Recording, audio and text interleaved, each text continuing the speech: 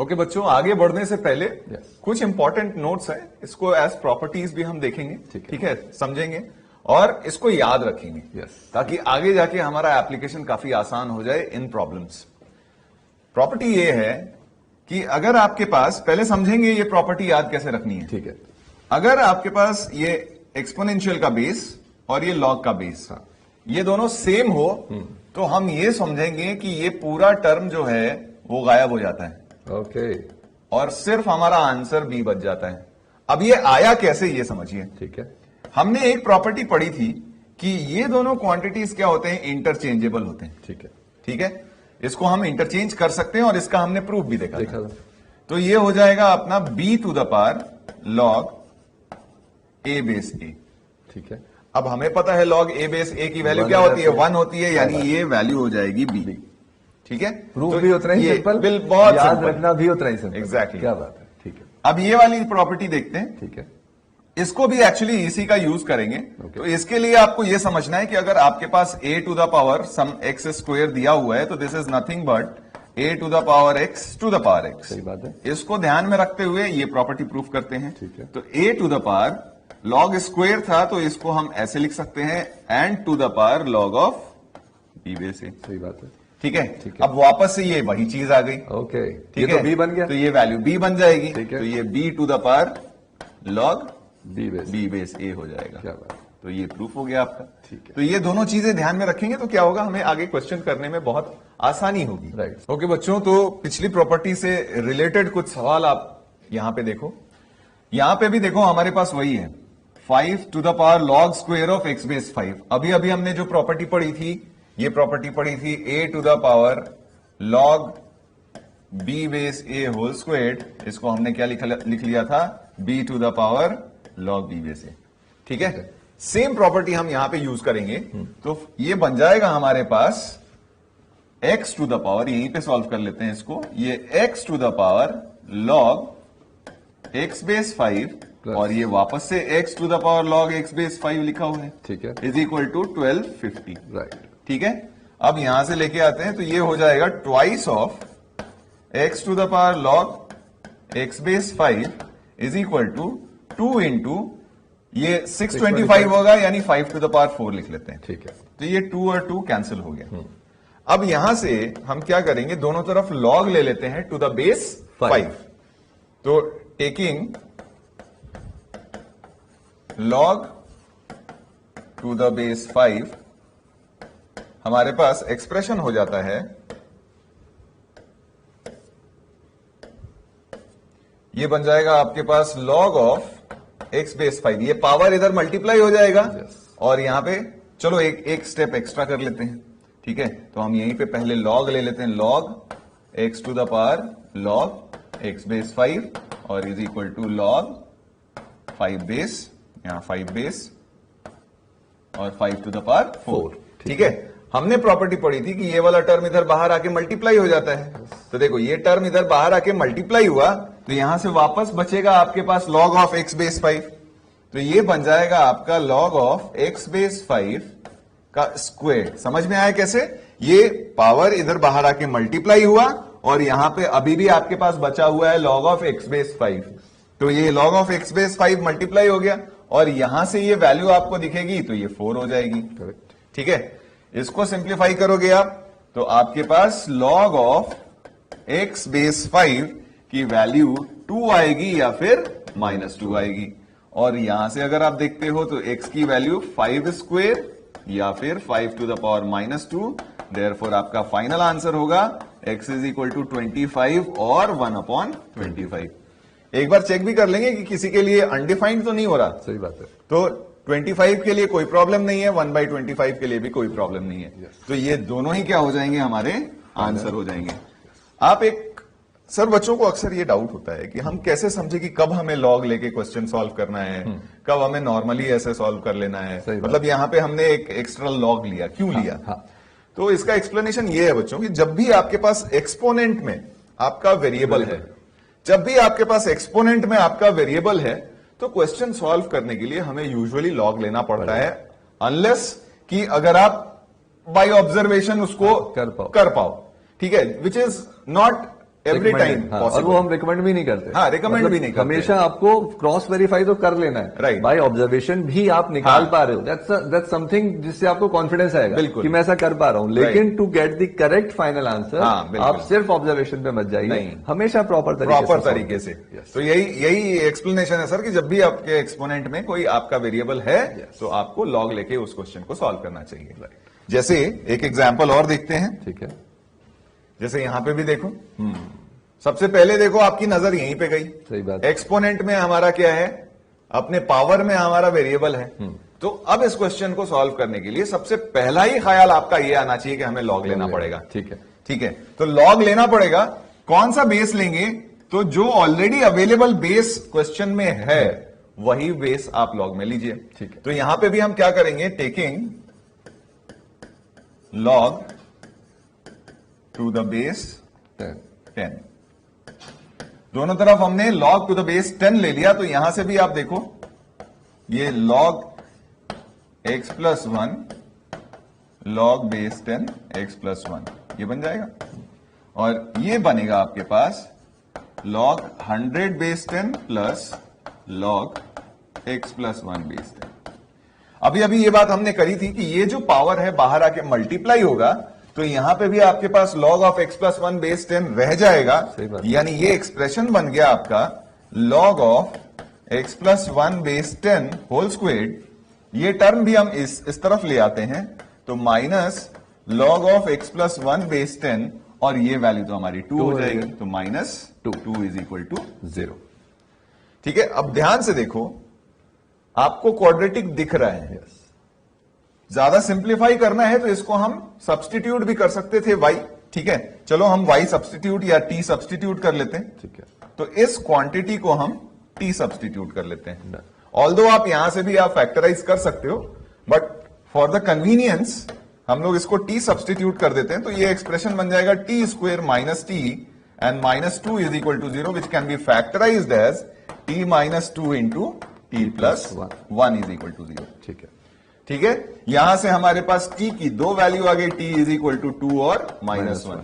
t हमने इस quantity को माना था, यानी हमारे पास log of x plus 1 base 10 की वैल्यू 2 हो जाएगी या फिर माइनस 1 हो जाएगी। ठीक है, अब x की वैल्यू निकालने के लिए log हटाएं। सही बात है। तो log हटाएंगे तो हमारे पास x प्लस 1 की जो वैल्यू होगी वो 10 स्क्वेयर यानी 100 या फिर 10 टू द पावर माइनस 1 यानी 1/10। 1/10 करेक्ट। यहां से अगर हम x की वैल्यू देखें तो x की वैल्यू हमारे पास या तो 99 आएगी या फिर 1/10 माइनस 1 माइनस 9/10 हो जाएगी। ठीक है, कभी भी लॉग के क्वेश्चन सॉल्व करने के बाद एक बार सोल्यूशन में वेरीफाई जरूर करो। सही बात। ठीक है, तो 99 पे तो हमें कोई प्रॉब्लम नहीं दिख रहा है, माइनस 9/10 पे भी हमें कोई प्रॉब्लम नहीं दिख रहा है, क्योंकि माइनस 9 x प्लस 1 ही था ना, x प्लस 1 तो हमारा पॉजिटिव आया ही है। सही बात है। तो ये दोनों ही हमारे क्या हो जाएंगे, एक्सेप्टेबल आंसर्स हो जाएंगे। Yes sir. ठीक है बच्चों, तो आई एम वेरी श्योर जिस तरीके से सिस्टमैटिकली सॉल्व करके आपको समझाया गया है, अब आपके पास कैसे भी क्वेश्चन आ जाए ना, हाँ। 2-3 फंडे आपके क्लियर है कि दिखने में डरावना हो कोई टेंशन नहीं है, सबसे पहला फंडा। दूसरी बात, अगर आपको दिख जाए जैसा सर ने बताया कि एक्सपोनेंट का बेस वेरिएबल है और लॉग में टर्म भी वेरिएबल है, मतलब दोनों तरफ लॉग तो लेना ही। और तीसरा फंडा जब लेना ही है तो बेस क्या रखें, जो क्वेश्चन में इजीएस्ट अवेलेबल बेस हो। फॉर एग्जाम्पल यहाँ 10 लिखा हुआ है, हो भी सकता है आगे चल के 100 भी लिखा होता है, तो आप समझ गए कि इजीएस्ट अवेलेबल तो 10 है, जिसकी टर्म में अपन एक्सप्रेस कर देंगे और आपका हमेशा काम हो जाएगा। ठीक है सर, राइट। ओके बच्चों, तो एक और सवाल आपके लिए तैयार है। काफी चीजें आपने समझ ली हैं, अब आपको खुद से 3 स्टेप प्रोसेस करना है। ऑप्शन भी आपके सामने है, लेकिन आप चेक करना आपका करेक्ट आंसर आता है या नहीं, क्योंकि इसलिए जरूरी है कि आप सवाल को भी ठीक से पढ़ लो। हिंट दे दिया मैंने, तो सर स्टार्ट लेते हैं अपन। राइट, ठीक है। तो बच्चों देखो, सबसे पहले जब आप क्वेश्चन पढ़ना स्टार्ट करो ना यार, तो ये तो दिख रहा है कि आपको ये सॉल्व करना है, सही बात है, अच्छी बात है। लेकिन जैसा कि मैंने अभी बोला था, क्वेश्चन में कुछ कीवर्ड्स हैं तो उनको पहले नोट डाउन कर लो, तो सबकॉन्शियस में लास्ट में ध्यान रहेगा। अदरवाइज हम इतना खो जाते हैं सवाल सॉल्व करने में, मजा भी आ रहा होता है कि आंसर आता है और कुछ भी दिखता है ना उससे रिलेटेड अपन चिपका देते हैं, टिक कर देते हैं। तो बोलता है sum of all values of x. तो ये बात बस आपने एक बार पढ़ के ध्यान रख ली तो आपको लास्ट में ध्यान रहेगा कि ठीक है, एक से ज्यादा वैल्यूज आएंगी तो ऐड करेंगे। अब बात रहेगी इसको सॉल्व करने की। तो जहां तक सॉल्व करने की बात है, हमने देखा दोनों पार्ट वेरिएबल है, कोई दिक्कत नहीं है। अल्टीमेटली अपन क्या करें ऐसे क्वेश्चंस में कि सीधे स्टार्ट करते हैं सॉल्व करना, और जब आंसर आएगा तो डोमेन के साथ क्रॉस वेरीफाई जरूर करेंगे, ठीक है। तो अपने को पता है कि कभी भी, वो हमने स्टार्टिंग में भी बात करी थी कि log b बेस a की वैल्यू अगर n है तो आप इसको बहुत प्यार से log हटाकर लिख सकते हो, b will be equal to a की पावर n। तो same is the idea over here कि आप इसमें log हटाओगे तो ये जो टर्म है b यानी कि x cube plus 3x square minus 13x plus 10, इसको आप क्या लिख सकते हो बच्चों, 2x माइनस 1 का होल स्क्वायर। और उसको फर्दर अपन सॉल्व कर दें तो this is nothing but 4x square minus 4x plus 1, और अब तो अपना बहुत प्यार से लॉग तो गायब हो गया। इट्स सिंपल अलजेब्रिक इक्वेशन, एक तरफ लाते हैं तो that makes it x square minus x cube minus x square minus 9x plus 9 equal to 0।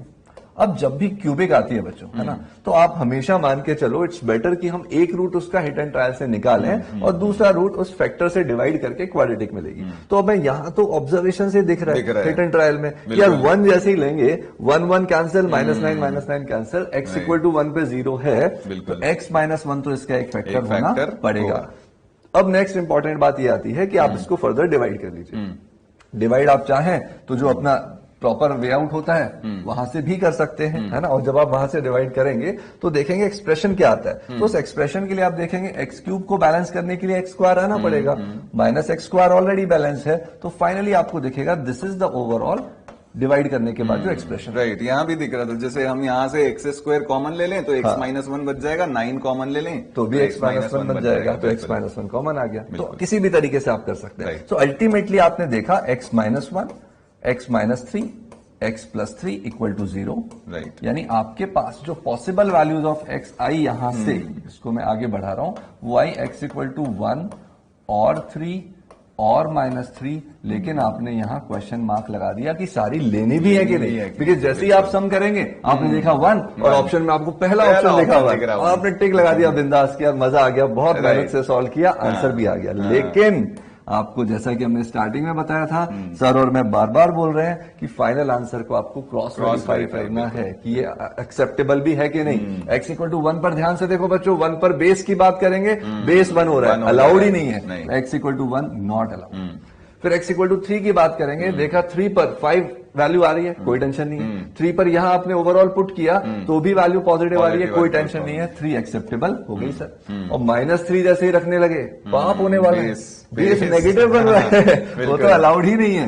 मतलब माइनस 3 यहां चेक करो ही मत, सबसे पहले जो छोटा सा एक्सप्रेशन है उसने ही मना कर दिया। सो फाइनली आपका जब आंसर आया x equal to 3 and because this is the only value, तो सम ऑफ ऑल वैल्यू की तो कोई बात रही नहीं। So the sum of all possible value which is the only value will be 3। तो अगर किसी का आंसर ए आया था तो आपको लर्निंग मिली होगी कि छोटा सा स्टेप लास्ट में कितना ज्यादा इंपॉर्टेंट होता है। 4 मार्क्स से सीधे -1 मार्क्स पर आप पहुंच सकते थे या माइनस से 4। बिल्कुल ठीक है सर, आगे बढ़ते हैं। नेक्स्ट सवाल बच्चों देखते हैं। फिर से आपने ध्यान से देखा, लॉग में इधर बेस 2 इधर बेस 2, हल्का काम हुआ थोड़ा तो, लेकिन क्या हो रहा है 4 की पावर x और यहाँ 2 की पावर x प्लस 3। तो इस 2 की पावर x प्लस 3 को जब आप सिंप्लीफाई करके लिखना चाहो तो आप लिख सकते हो 2 की पावर x टाइम्स 2 की पावर 3 यानी 8 एंड माइनस 6 भी अपना लॉग के अंदर ही आ रहा है। ठीक है, ये एक्सप्रेशन आया। और प्लस अब अपना मोटिव क्या है कि जैसा कि हमने बोला कि सबका बेस चेंज करके हम अल्टीमेटली 2 के बेस में लिख लें। राइट, तो ऐसे में जब x लिखा ही हुआ है तो उसको भी बच्चों अपन लिख सकते हैं ना 2 to the power x। Right, ये एक इंपॉर्टेंट स्टेप हो गया। ठीक है, अब आपके लिए कहानी आसान हो जाएगी। और उस कहानी को और आसान करने के लिए बेटर है कि पहले बार बार 2 की पावर x आ रहा है तो एक बार 2 की पावर x को t मान लेते हैं। Right. तो थोड़ा सा आपको और इजी दिखेगा कि 2 ये बना t स्क्वायर प्लस 1, इधर देखा तो log 2। अच्छा, अब इन दोनों को मैं एक स्टेप में क्लब कर रहा हूं। This was t, this was 2t minus 6, तो t times 2t minus 6, of course 8t minus 6, correct. तो अब बात ये रह गई कि जब आप यहां तक पहुंच ही चुके हो, अब नेक्स्ट स्टेप क्या है। तो ये चीज बच्चों आप दोनों तरह से समझ सकते हो कि if log of x base a is equal to log of y base a। Right. और हम ये सारी बातें जब भी log लिख रहे हैं ना, बार बार बोल रहे हैं लेजिटिमेट कंडीशंस के लिए ही बात कर रहे हैं। तो ऐसे में x इक्वल टू y होना पड़ेगा। उसका सिंपल प्रूफ ये भी है कि आप चाहें तो दोनों तरफ जब ए बेस लगाएंगे तो ये प्रॉपर्टी भी हमने पढ़ी है कि ये एक्स रह जाएगा और वो वाई रह जाएगा। ठीक है, तो अब जब ये चीज समझ में आती ही है तो ये इक्वेशन और इजी हो गई, that T square plus 1 is equal to what बच्चों, 8t स्क्वायर माइनस 6t, यानी कि क्वाड्रेटिक रह गई 7t square minus 6t minus 1 is equal to 0, which is quite easy to factorize. कि 7t minus 1 and t plus 1, in fact 7t plus 1 and t minus 1 is equal to what, 0. तो यहां से लेकिन value किसकी आई बच्चों, t की, और t था कौन आपका, 2 की पावर x, यानी 2 की पावर x क्या क्या हो सकता था, या तो 1 होगा या फिर आप बोलते t जो कि 2 की पावर x था वो -1/7 था। ये तो पॉसिबल ही नहीं है, 2 की पावर x तो हमेशा पॉजिटिव होगा, तो द ओनली पॉसिबिलिटी इज 2 की पावर x इक्वल टू 1, यानी आपके पास फाइनली सॉल्व होके आया x equal to 0। But again it's important to cross verify कि कहीं कोई पंगा तो नहीं है ना। 0 पे आपने देखा कि 1 + 1 2 log 2 base 2 बिंदास डिफाइन है, 0 पे कोई टेंशन नहीं है, और 0 पे 8 - 6 2 कोई दिक्कत नहीं है। So this is your final answer of this question, that x equal to 0। Right, चलिए बच्चों आगे बढ़ते हैं और अब हम देखेंगे लॉगरिथमिक इनइक्वेशंस। तो इसके लिए कुछ प्रॉपर्टीज हैं। सबसे पहली प्रॉपर्टी ये है हमारी कि log x base a is greater then log y base a अगर दिया हुआ है तो क्या क्या हो सकता है। ठीक है, अगर हमारा बेस 1 से बड़ा है तो x ग्रेटर देन y हो जाएगा। सही बात। और अगर बेस की वैल्यू 0 से 1 के बीच में है वो x लेस देन y हो जाएगा। इसको समझने के लिए सिंपल ऐसा, जैसे सर ने आपको ग्राफ में बताया भी था कि जब हमारा बेस 1 से बड़ा होता है, जब हमारा बेस 1 से बड़ा होता है तो लॉग का ग्राफ इंक्रीजिंग होता है। ये इस तरीके से इंक्रीजिंग होता है। तो जैसे जैसे लॉग की वैल्यू आप बढ़ाओगे उसके करस्पॉन्डिंग एक्स की भी वैल्यूज बढ़ेंगी। जैसे मान लो यहां पे log x बेस a आपका log y बेस a से बड़ा दिया हुआ है तो उसके करस्पॉन्डिंग आपका x y से बड़ा हो जाएगा। सही बात है। ठीक है, सिमिलरली अगर आपका बेस 1 से छोटा है तो ग्राफ कुछ इस तरीके से होगा। अब इस समय अगर log x बेस a अगर log y बेस a से बड़ा है तो उसके करस्पॉन्डिंग देखो x जो होगा वो y से छोटा हो जाएगा। तो यानी a ग्रेटर देन 1 पे फंक्शन इंक्रीजिंग तो उसके करस्पॉन्डिंग x और y में भी आपका सेम रिलेशन रहेगा। तो याद रखने का तरीका ये है कि अगर आपका बेस 1 से बड़ा हो तो log हटाओगे तो इनपुट्स के बीच में जो इनइक्वालिटी का साइन है वो सेम रहेगा। और अगर आपका बेस 1 से छोटा है तो इनपुट्स के बीच में जो इनइक्वालिटी का साइन है वो रिवर्स हो जाएगा लॉग हटाने पे। ठीक है, आपको याद इसको इस तरीके से रखना है। बिल्कुल सिमिलरली यहां से भी एक्चुअली ये वही चीज है, बस इसमें हम क्या कर रहे हैं कि जब लॉग हटा रहे हैं तो हमें ये रिजल्ट पहले से पता है, इसको हम कई बार मेंशन कर चुके हैं कि log x base a is equal to n होता है तो हमारा x is equal to a to the power n हो जाता है। ठीक है, तो सेम वही चीज है, बस अब इनइक्वालिटी के साथ है। राइट, फंडा यहां पे भी वही रहेगा कि अगर आपका बेस 1 से बड़ा है तो अब जब log हटाओगे आप तो इनइक्वालिटी सेम रहेगी, और अगर बेस आपका 0 से 1 के बीच में है तो log हटाओगे तो इनइक्वालिटी रिवर्स हो जाएगी। आपको यह बात हमेशा ध्यान रखना है इनइक्वालिटी सॉल्व करते समय। कुछ पॉइंट्स और भी मैं बता देना चाहूंगा बच्चों को सर, कि जब भी हम इनइक्वालिटी सॉल्व करते हैं, जैसे इक्वेशन सॉल्व करना और इनइक्वेशन सॉल्व करने में एक बेसिक डिफरेंस आता है। बेसिक डिफरेंस क्या आता है कि इक्वेशन सॉल्व करते समय आप डोमेन नहीं भी चेक करो, फाइनल आंसर जो आया उसको अपने क्वेश्चन में क्रॉस वेरीफाई कर लो तो आप देख सकते हो कि आपका आंसर सेटिस्फाई करेगा कि नहीं। ठीक है, इन इक्वेशन में क्या होता है कि हमारा जो आंसर आता है वो इंटरवल्स में आता है। सही बात है, और वो इंटरवल्स में इनफाइनाइट पॉइंट्स हैं। Right. अब हर पॉइंट को हम जाके वहां पे वेरीफाई नहीं कर सकते। तो आप जब भी लॉगरिथमिक इनइक्वेशन सॉल्व करो इट इज ऑलवेज एडवाइजेबल आप पहले अपना डोमेन निकालो। ठीक है, डोमेन पूरी तरीके से निकालने के बाद इनइक्वालिटी सॉल्व करके जो आपका सोल्यूशन सेट आएगा उन दोनों का फाइनल इंटरसेक्शन लेंगे। तो इनइक्वेशन सॉल्व करने से पहले हमें ये पॉइंट्स हमेशा ध्यान में रखना चाहिए। करेक्ट। चलिए कुछ प्रॉब्लम्स से देखते हैं इनको। पहला क्वेश्चन बहुत बेसिक है, log x बेस 5 की वैल्यू अगर 0 से 1 यूनियन 2 से 3 के बीच में है तो आपको x निकालना है। ठीक है, ग्राफिकली आप चाहो तो इसको समझ सकते हो कि अगर आपका सिंस बेस 1 से बड़ा है log x बेस 5 का ग्राफ कुछ इस तरीके से होगा। अभी आपका ये जो फंक्शन है log की वैल्यू है वो 0 से 1, ठीक है, यानी ये 0 से 1 के बीच में, सॉरी लॉग की जो वैल्यू है आपकी वो 0 से 1, ठीक है, 0 से 1, एक बार फिर से बना लेते हैं,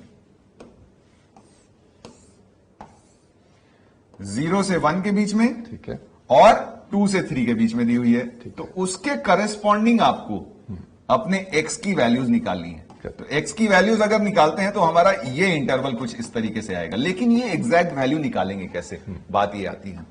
तो यहां पे देखिए, आपको log x बेस 5 की जो वैल्यू दी हुई थी वो 0 से 1 के बीच में दी हुई थी, और log x बेस 5 की जो वैल्यू दी हुई थी वो 2 से 3 के बीच में दी हुई थी। अभी अभी हमने बात किया कि जब हमारा बेस 1 से बड़ा होगा तो लॉग हटाएंगे तो साइन ऑफ इनइक्वालिटी चेंज नहीं होगा। यानी यहां से हम क्लियरली लॉग हटाएंगे तो ये हो जाएगा 5 to the power 0 is less than x is less than 5 to the power 1, और 5 square is less than x is less than 5 cube.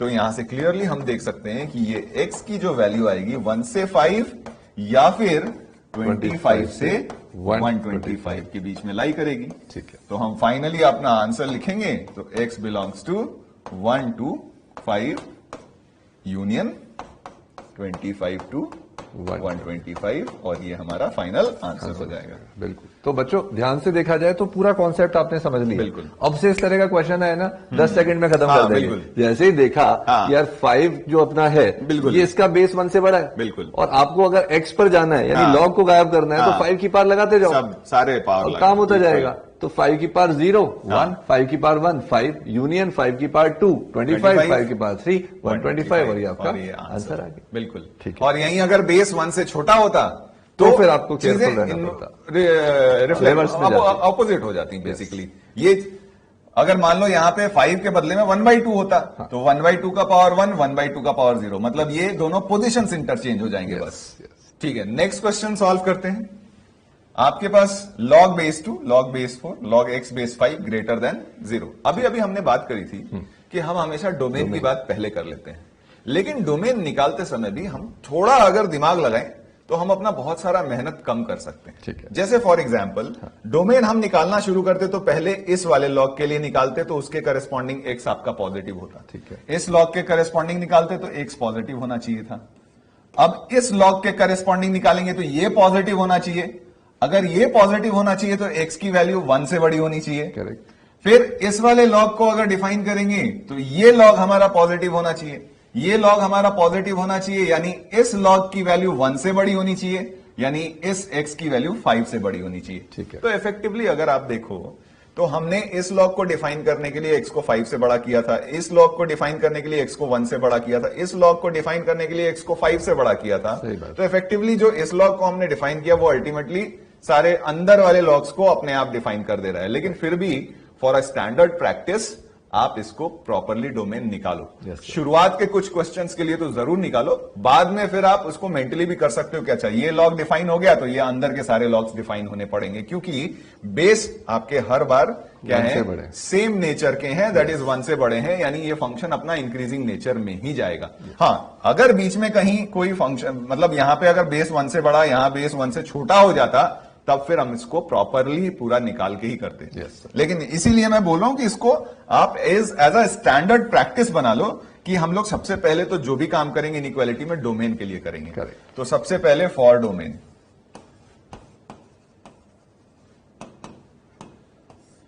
इस वाले लॉग को डिफाइन होने के लिए x की वैल्यू ग्रेटर देन 0 होनी चाहिए। ठीक है। इस वाले लॉग को डिफाइन करने के लिए ये वाला पार्ट जो होना चाहिए आपका क्या होना चाहिए, पॉजिटिव होना चाहिए, यानी कहने का मतलब x की वैल्यू ग्रेटर देन 1 हो जानी चाहिए। बिल्कुल। इस वाले लॉग को डिफाइन करने के लिए ये वाला पूरा पार्ट आपका पॉजिटिव होना चाहिए।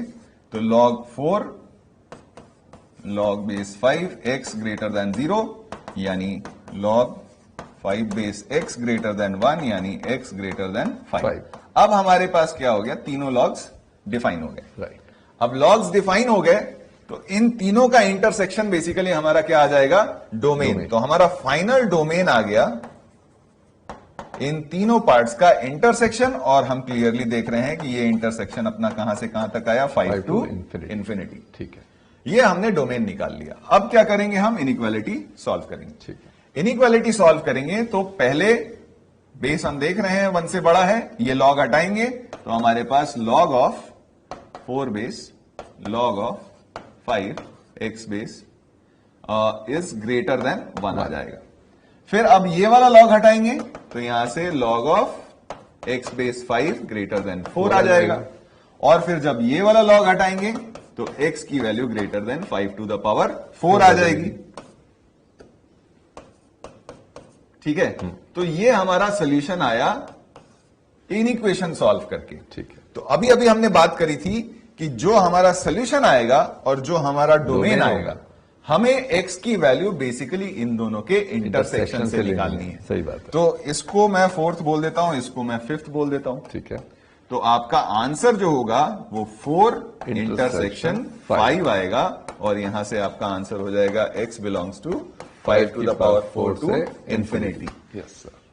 जैसा कि मैंने बोला था कि इसको बाय ऑब्जर्वेशन आप ये देख सकते थे कि अगर यही पॉजिटिव हो गया डोमेन, अगर ये वाला लॉग पॉजिटिव हो गया तो इधर की क्वांटिटी 1 से बड़ी खुद ब खुद होने पड़ेगी, लेकिन इसके लिए आपको थोड़ा सा प्रैक्टिस करना पड़ेगा इस तरीके से। Yes sir. ठीक है, तो इट इज बेटर कि आप शुरुआत में कुछ क्वेश्चंस को प्रॉपरली इस मेथड से करो। करेक्ट। ठीक है।